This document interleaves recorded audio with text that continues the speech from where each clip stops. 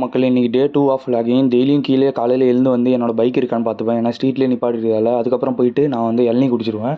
So tea குடிக்காதனால இளநீ குடிச்சு வயிற்று போயிடுவேன். ஸோ 9:30க்கு லாகின். அதுக்கு முன்னாடி கொஞ்சம் நேரம் படிச்சுட்டு இருந்தேன் ஸ்டடிக்காக. சென்னையில் பார்க்கிங் இல்லாத பிளேஸில் ஸ்டே பண்ணிங்கன்னா உங்கள் வண்டியோட நிலமே இப்படி. ஸோ பேக்கரிக்கு போய் ஆஃப்டர்நூன் லஞ்சுக்கு பகோடா வந்து 100 கிராம் வாங்கினேன். இதோட ப்ரைஸ் வந்து 30 ரூபா. ஒர்க் பண்ணுறப்ப சாப்பிட்றதுக்கு ஏதாச்சும் வேணும்னு சொல்லிட்டு வாழைப்பழமும் கேரட்டும் வாங்கிட்டேன். இதோட ப்ரைஸ் 30 ரூபா.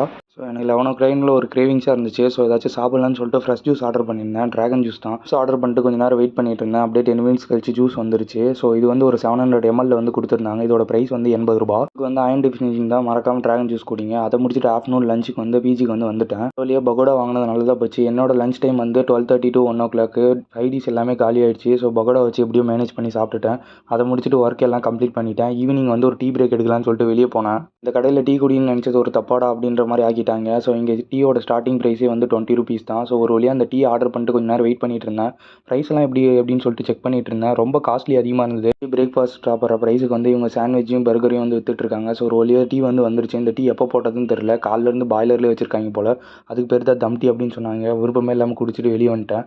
அப்புறமேட்டுக்கு ரோட்டில் உட்காந்து அப்படியே வேடிக்கை பார்த்துட்டு மண்டையெல்லாம் பார்த்துட்டு இருந்தேன். வந்துருச்சு. ஈவினிங் போல் லாக் அவுட் பண்ணிவிட்டு சாப்பிட்றதுக்கு வந்து பிளேட் எடுத்துகிட்டு வந்து கிளம்பிட்டேன். ஸோ இன்றைக்கி வந்து டியூஸ்டேன்னு நினச்ச போது தான் நான் 3 படி மேலே மாடி ஏறி போனதுக்கப்புறம் தான் தெரியுது.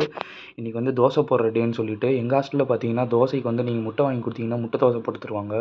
ஸோ ஒரு வழியாக திருப்பி 3 மாடி கீழே இறங்கி கடைக்கு வந்து போயிட்டு முட்டை வாங்குறதுக்காக போயிட்டேன். இன்றைக்கி முட்டையோட ப்ரைஸ் 5 ரூபா 50 பைசா. ஸோ 2 முட்டையோட ப்ரைஸ் 11 ரூபா.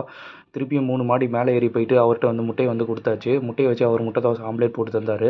ஸோ இன்றைக்கி வந்து சிக்கனு ப்ளஸ் முட்டை தோசை வேறு லெவலில் இருந்துச்சு. இந்த மாதிரி நீங்களும் சாப்பிட்ணுன்னா ஹாஸ்டலுக்கு வந்து கீழே ஹாஸ்டலில் கமெண்ட் பண்ணுங்கள். உங்களுக்கு வந்து டீட்டெயில்ஸ் வந்து சென்ட் பண்ணுறேன். Thank you. Meet you on next video.